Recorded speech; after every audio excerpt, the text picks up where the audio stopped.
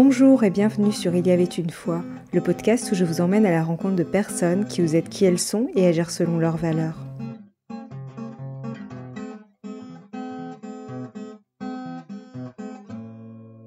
Bonjour chers auditeurs, je me réjouis de poursuivre l'aventure avec vous.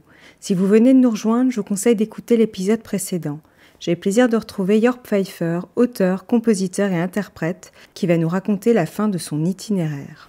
Quel a été votre carburant pour ne pas sombrer ? C'est le lien, c'est l'amour. C'est ça, hein. Ouais, ce qui me semblait. Ouais. Lorsque mon père vient me voir et que je me dis, s'il me fait un reproche, je l'envoie foutre, grosso modo, pardonnez-moi l'expression, mais j'étais en telle rage que, voilà, c'est ce que j'avais en tête. Et qu'au lieu de me faire un reproche, alors que c'est un homme intègre, machin, enfin, c'est une aberration que son fils fasse des malversations, c'est une aberration pour lui. Et que non seulement il me fasse pas de reproches, mais qu'il me prenne dans ses bras, qu'il me dise je t'aime, et que, etc. Il recrée le lien. Et c'est lui qui le fait, c'est pas moi. Donc j'ai de la chance, j'ai une chance inouïe. Parce qu'à ce moment-là, j'avais pas la force de le recréer. Et c'est là où je me suis dit, c'est moi qui déconne. C'est moi le responsable. C'est moi qui dois changer. C'est moi qui. Mais je n'ai eu cette force qu'à partir du moment où quelque chose a été rebranché. Donc j'ai de la chance. J'ai une chance incroyable. Et je vais vous dire un truc très bizarre, parce que si on fait la liste de tous les malheurs, c'est complètement absurde de dire que j'ai de la chance. Eh bien, je le pense. Et plus j'avance en âge, plus je pense que j'ai de la chance. Et je pense d'ailleurs qu'une des clés fondamentales du bonheur, c'est d'arriver à se rendre compte à quel point on a de la chance. De toute façon, plus on est mal, plus on considère qu'on a de la malchance. Ça, c'est une certitude. Je le disais sur les autres, c'est-à-dire lorsqu'on considère que les autres sont responsables de notre malheur, hein, plus on est mal, plus on considère que c'est les autres qui sont responsables. Et plus on commence à aller mieux, plus on se rend compte qu'on est responsable nous. On est co-responsable et puis de plus en plus, on arrive à accepter cette responsabilité sans qu'elle nous fasse mal. C'est ça qui est important, c'est d'arriver à accepter notre responsabilité sans que ça nous détruise. Donc il faut aller bien, et on peut mesurer le fait d'aller bien à la quantité de pensées que nous sommes responsables des malheurs. Eh bien, il y a la même chose avec la chance. Si vous voulez savoir à quel point vous êtes mal, regardez à quel point vous pensez que vous avez de la malchance. Si vous voulez regarder à quel point vous allez mieux, regardez à quel point vous pensez que vous avez une chance inouïe. Le pire, voilà, l'événement qui se passe. On me vole 5 500 €, on me démonte la gueule, j'apprends que je vais mourir, mais c'est une multiplication de malchance invraisemblable. Et bien aujourd'hui, cet événement-là, pour moi, c'est une des plus grandes chances de ma vie. En fait, ce que vous dites, et vous en parlez d'ailleurs dans votre livre, c'est que vous vous êtes raconté des histoires. D'ailleurs, nous nous racontons tous nos histoires, puisque chaque événement est raconté selon un point de vue. Et dès qu'on change l'angle de vue, un même événement peut prendre une connotation, une couleur totalement différente. Ça, c'est une certitude. Nous sommes les histoires que nous nous racontons. Ça, pour moi, il y a aucun doute possible là-dessus. Bien sûr qu'il y a une réalité, bien sûr qu'il y a une génétique, bien sûr qu'il y a des événements, etc., etc. Mais bien sûr aussi que quels que soient les événements qui vous arrivent, c'est l'histoire que vous vous racontez à partir de l'événement qui vous arrive qui va déterminer votre vécu. Et donc qui va déterminer ce que vous êtes. Ça, c'est une certitude. Et moi, je constate avec force aujourd'hui à quel point je ne pense plus du tout la même chose des événements qui me sont arrivés. Je ne les vis plus du tout de la même manière. À tel point que même certains événements traumatiques sont aujourd'hui, je les regarde avec tendresse. Parce que sont aujourd'hui, pour moi, des événements de chance, de résurrection, en fait. Mais pour en arriver à cet état-là, c'est finalement une période de deuil qui est nécessaire et que vous avez d'ailleurs pu faire grâce à la musique et à l'écriture. En fait, il faut vivre l'émotion que peut créer un événement pour pouvoir s'en libérer progressivement. Oui. C'est ça. Il faut vivre l'émotion pour pouvoir passer le cap de victime à acteur de sa vie, à responsable de sa vie. Oui, les émotions, moi je sais que je le pensais extrêmement mal. C'est-à-dire que pour moi, être fort, c'était surmonter ses émotions. Et le meilleur moyen de surmonter mes émotions était de leur faire fermer leur gueule, en fait, grosso modo. Tu vois, c'est exactement comme... d'ailleurs, j'étais stupéfait parce que je travaillais sur un spectacle avec un ami conteur togolais et je lui raconte un truc, d'ailleurs, que j'écris dans le bouquin. Et d'un seul coup, il devient blême. Et il me dit, mais c'est exactement ce qui est arrivé à un ami. Je dis, quoi ? Il me dit, oui, j'ai un ami, il est parti sur les routes au Togo, et les routes au Togo, c'est pas des autoroutes en France. Hein. Donc, quand vous faites 200 km, c'est 8 heures. Hein.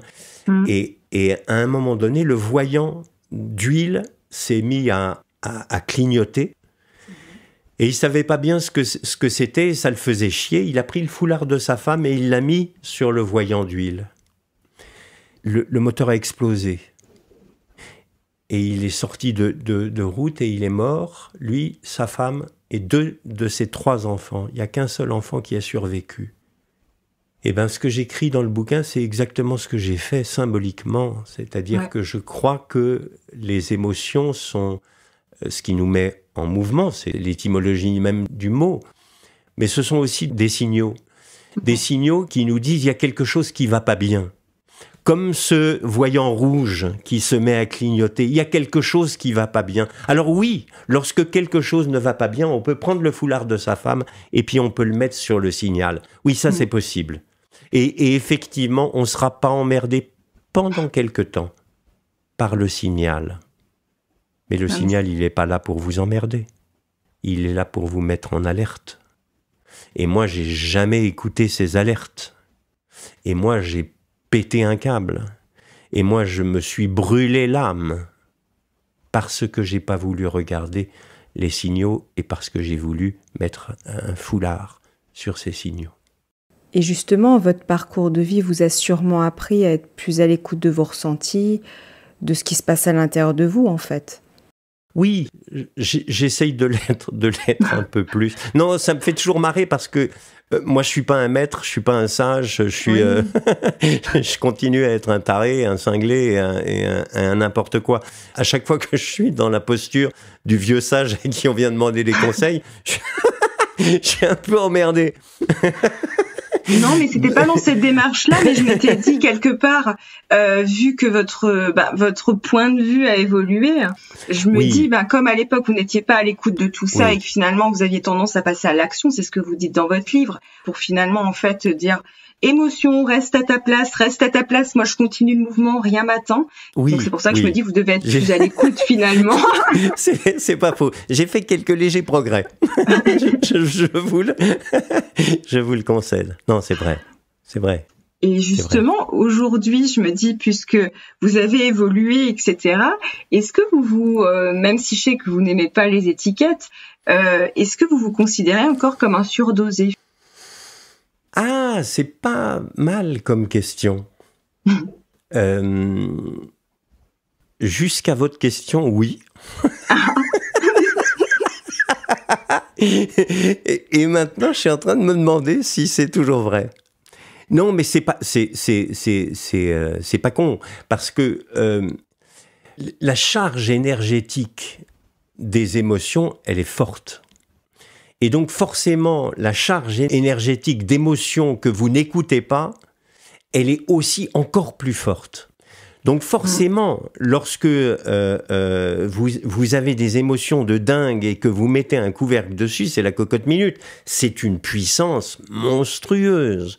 Donc vous avez une surdose d'énergie, de chaleur, de trucs qui peut d'ailleurs exploser à tout niveau.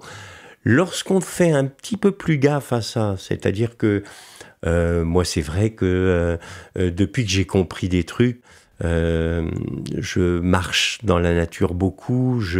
D'abord, j'ai déménagé. Je suis maintenant dans un endroit où je préserve mes sens, où ce que je vois est beau, ce que je respire est bon, etc. je suis aussi dans une vie qui fait que j'ai un moyen d'expression. Parce que tout ce qui ne s'exprime pas s'imprime et vous marque au fer rouge. Et moi, j'ai un moyen d'expression. J'ai plusieurs moyens d'expression, justement, qui fait que ça décharge les choses. J'ai des sens qui sont préservés, donc forcément, j'ai moins de colère, j'ai moins de rage, j'ai moins de choses qui m'énervent, j'ai moins de... etc., etc. Donc, effectivement, plus vous vous apaisez, moins le mot surdosé est juste. Donc, peut-être qu'à un moment donné, je vais dire que je suis pas plus du tout surdosé. C'est peut-être une histoire que je continue à me raconter qui n'est plus tout à fait juste. Donc, je vais y réfléchir.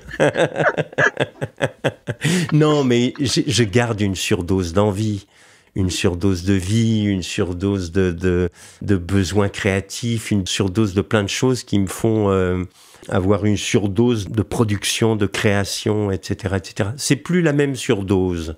Ça reste une surdose. Et j'ai envie démesurément aujourd'hui de crier que la vie est belle. Voilà. J'ai démesurément envie de crier que la vie est belle.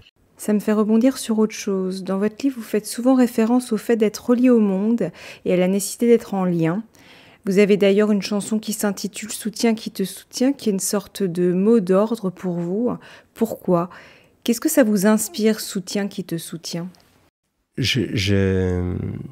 J'étais à Dakar pour un concert invité par l'OIF, l'Organisation internationale de la francophonie, au Théâtre national de Dakar. Et après le concert, j'étais invité par le directeur du théâtre et on a joué avec des musiciens qui étaient là. Il y en avait un qui avait une senza, donc un petit piano à pouce avec des petites lamelles d'acier.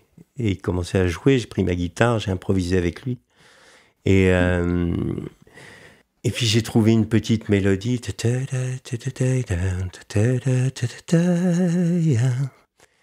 Et puis on a continué à improviser, puis à un moment donné, je me suis dit, vas-y, dis-moi un truc dans ta langue. Il était peul, donc il m'a parlé en poulard. Et il m'a dit, Joguido, joguetedo. Et j'ai trouvé ça très beau. Joguido, joguetedo, joguido, joguetedo.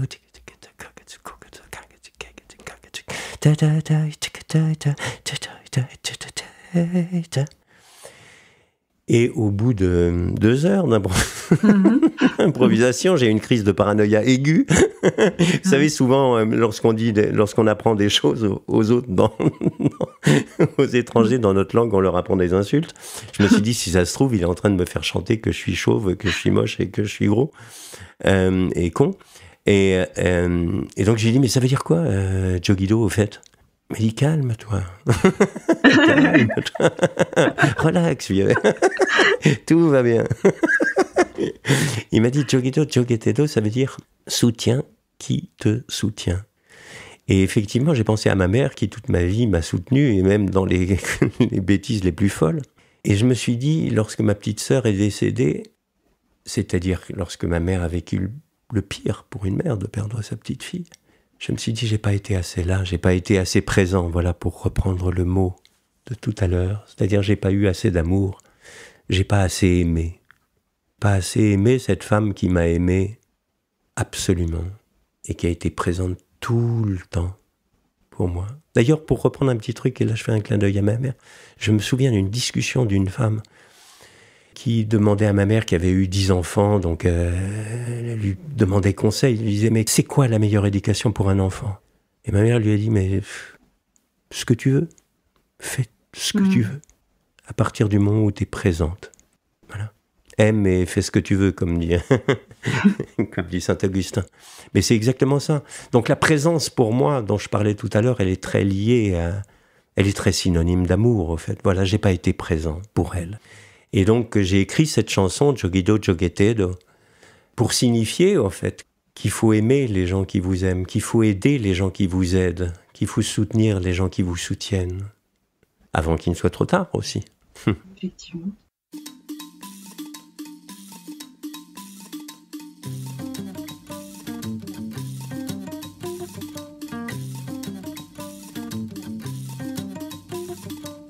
Je ne l'avais jamais vu, au grand jamais vu, je ne l'avais jamais vu pleurer.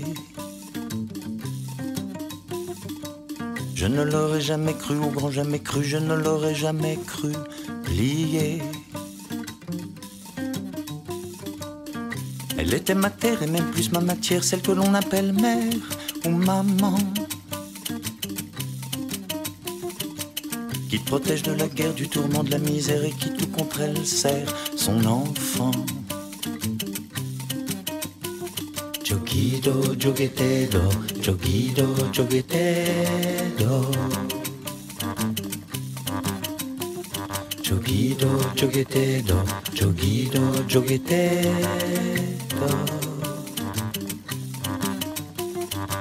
Je ne l'avais jamais vu, au grand jamais vu, je ne l'avais jamais vu tomber. Je ne l'aurais jamais cru, au grand jamais cru, je ne l'aurais jamais cru craquer. Elle mit genoux à terre, je n'ai pas su quoi faire, elle a vécu l'enfer, ma maman. Je sais que je n'ai plus guère tout protéger ma mère du tourment de la misère. Maintenant, Joguido, joguetedo, joguido, joguetedo. Joguido, joguetedo, joguido, joguetedo.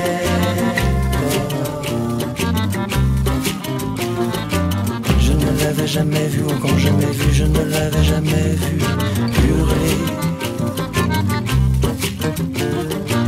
Je ne l'aurais jamais cru, au grand jamais cru, je ne l'aurais jamais cru crouler. À présent sous la terre, même devenue poussière, je la sens qui me serre tous les temps. Mais je regrette mes frères de n'avoir su quoi faire pour éviter l'enfer à maman. Joguido, joguetedo, joguido, joguetedo. Joguido, joguetedo, joguido, joguetedo.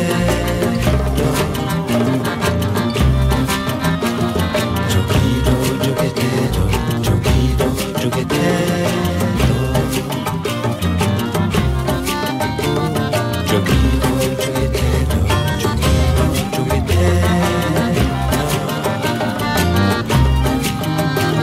Joguido, joguetedo, joguido,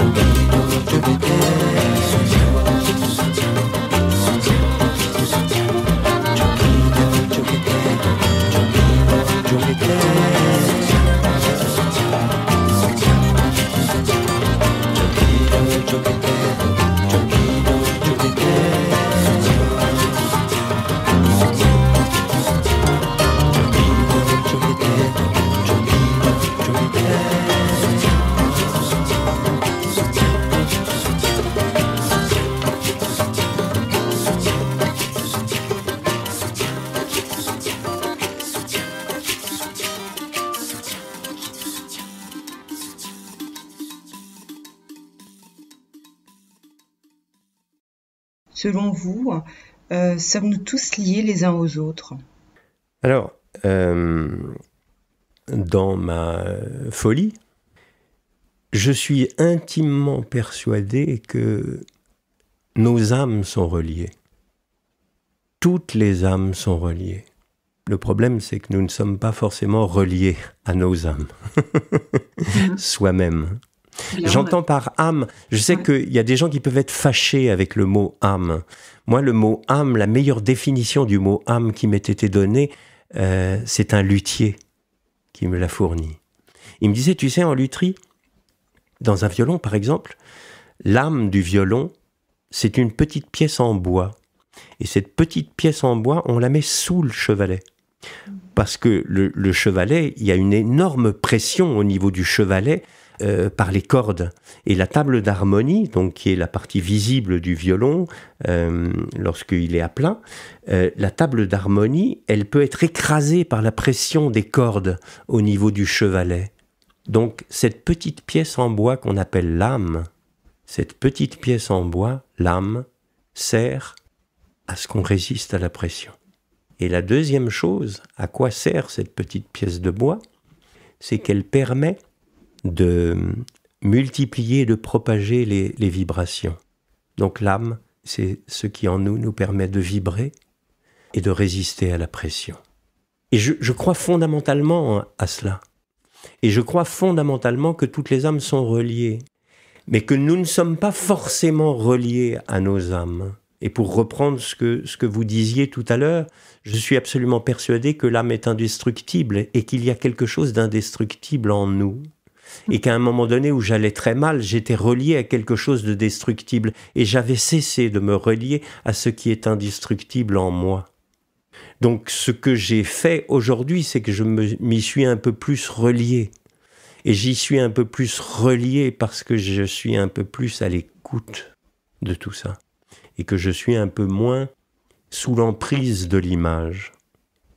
Je crois que c'est le problème d'ailleurs de l'humanité. Je crois que notre cerveau fonctionne de façon à ce que l'image ait une emprise colossale sur lui. Et qu'à chaque fois que nous sommes sous l'emprise d'une image, c'est quelque chose qui est créateur de souffrance en nous.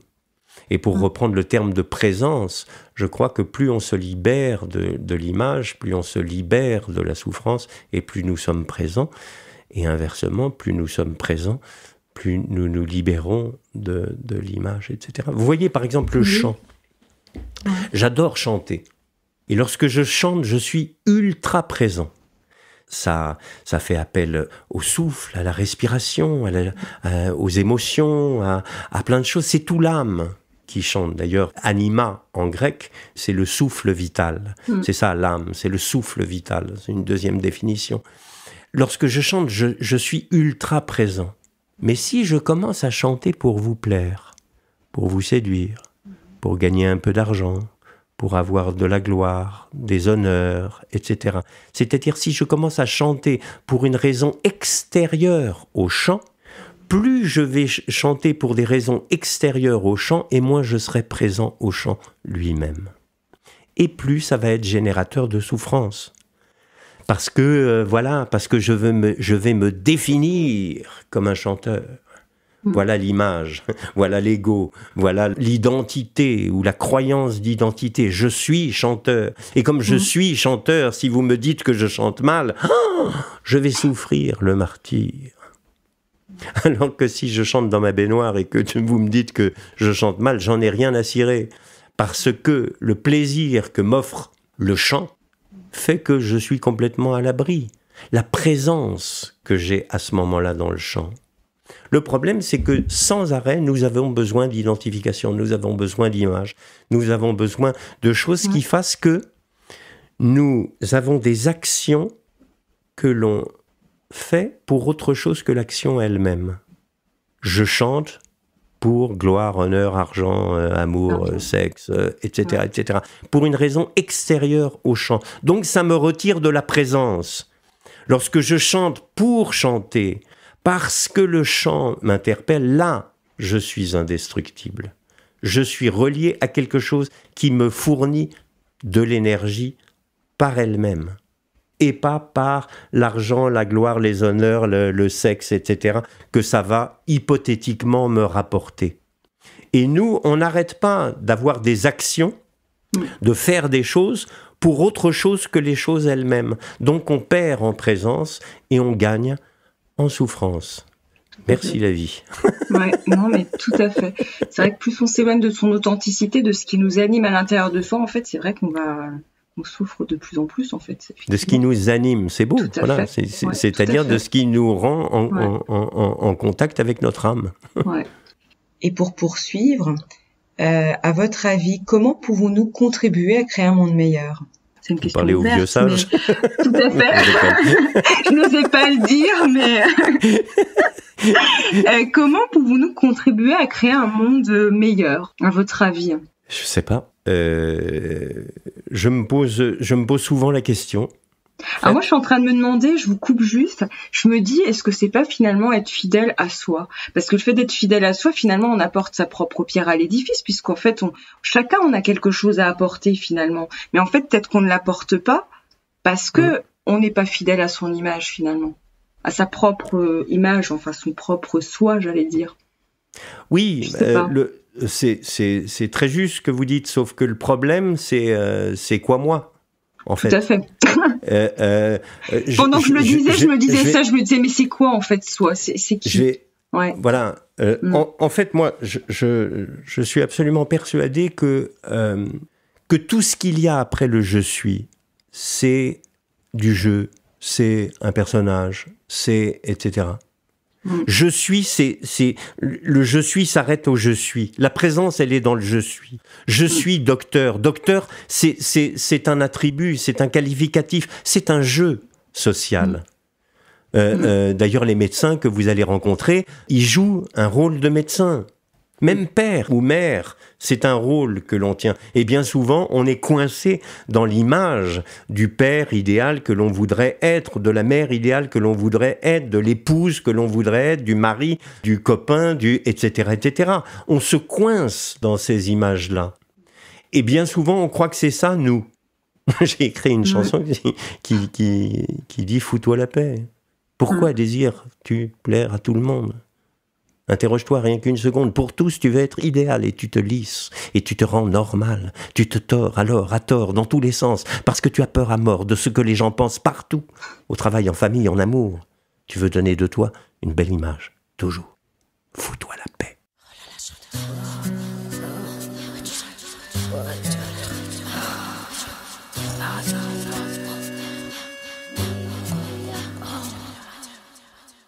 Pourquoi désires-tu plaire à tout le monde? Interroge-toi rien qu'une seconde. Pour tous, tu veux être idéal et tu te lisses. Et tu te rends normal, tu te tords alors à tort, dans tous les sens, parce que tu as peur à mort de ce que les gens pensent partout. Au travail, en famille, en amour, tu veux donner de toi une belle image, toujours. Fous-toi la paix, fous-toi la paix. Fous-toi la paix, fous-toi la paix, fous-toi la paix, hey, fous-toi la paix, hey, fous-toi la paix.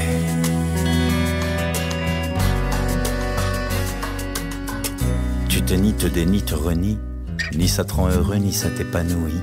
Tu étouffes au fin fond de ta cage thoracique. Tu te réveilleras en nage, car jamais au sérieux tu n'accordes une trêve. Ne prends pas ta réalité pour des rêves. Tu oublies que l'âme descend du songe. Garde tes pieds sur l'air et ris de tes mensonges. Fous-toi la paix, fous-toi la paix. Fous-toi la paix, fous-toi la paix, fous-toi la paix, hey, fous-toi la paix, hey, fous-toi la paix.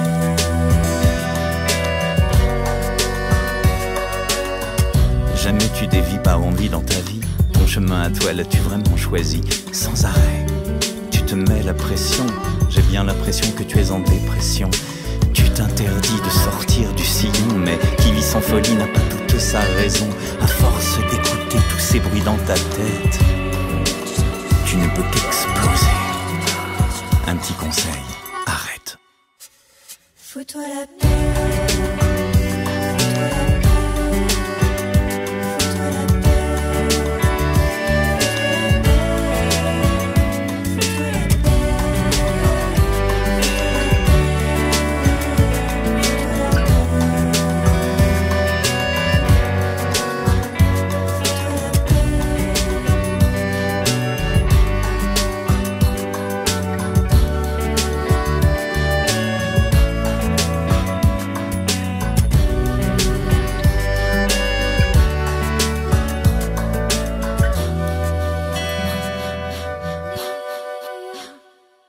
Et je crois que toutes ces images, ou plutôt, je crois que ce que l'on croit être soi, c'est bien souvent une image. Et c'est ça ce qui nous fait le plus de tort, en fait. Lorsque je dis je suis chanteur, ah ça y est, je sais ce que je suis chanteur, donc il faut que je sois fidèle au chant, etc., etc. Non, non, parce que là je me crée encore des souffrances. Chante, oui, ne sois pas chanteur. Peins, ne soit pas peintre. Toutes les définitions, quelles qu'elles soient, et le vrai moi dont vous parlez, bien souvent, c'est une définition qu'on se donne. Donc, comment faire pour apporter sa pierre à l'édifice d'un monde meilleur ? C'est sûr, développer en soi une vraie joie. Ça, c'est sûr. Pour moi, c'est ça, être à la maison. J'ai une autre chronique dans Happiness où je dis ça. Je pense que la joie, et je ne parle pas de l'exaltation, attention, ni de l'excitation. Je parle de la vraie joie, de ce sentiment de plénitude intérieure. C'est sûr que plus vous avez ce sentiment de plénitude à l'intérieur, moins vous avez envie de faire chier les autres. J'ai rarement vu quelqu'un qui est bien, qui est heureux, qui est etc., qui va venir vous emmerder. Donc, apporter sa pierre à l'édifice d'un monde meilleur, c'est sûr que d'être en paix, ça apporte sa pierre à l'édifice d'un monde meilleur. Ça, ça me paraît sûr. Ouais. Et aujourd'hui, quelle est votre quête ? Ça va peut-être changer, mais aujourd'hui, c'est vrai que j'ai envie de me mettre au service de ça.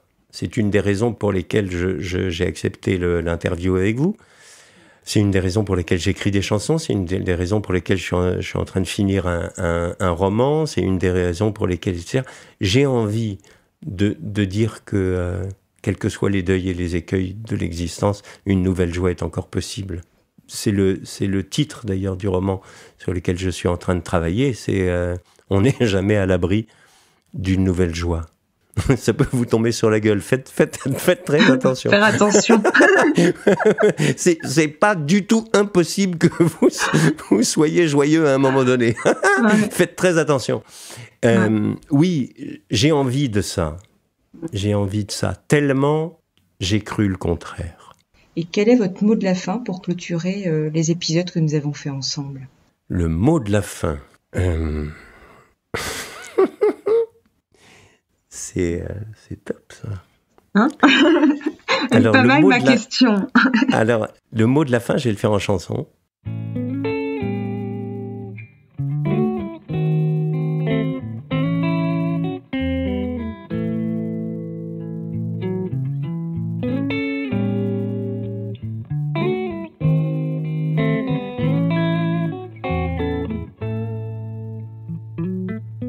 Là, je suis bien. J'ai besoin de rien, j'ai besoin de rien, du moment que je tiens fort dans ma main, ce petit bout de présent. Là, je suis bien, je pense à rien, je me concentre sur l'instant que je tiens fort dans ma main, maintenant. Trop souvent tiré en arrière par un passé amer, ou à me languir avide d'un avenir acide. J'oublie que là, je suis bien. J'ai besoin de rien, j'ai besoin de rien, du moment que je tiens fort dans ma main, ce petit bout de présent. Là, je suis bien, je pense à rien, je me concentre sur l'instant que je tiens fort dans ma main, maintenant. Que je tiens fort dans ma main, maintenant. Que je tiens fort dans ma main, maintenant.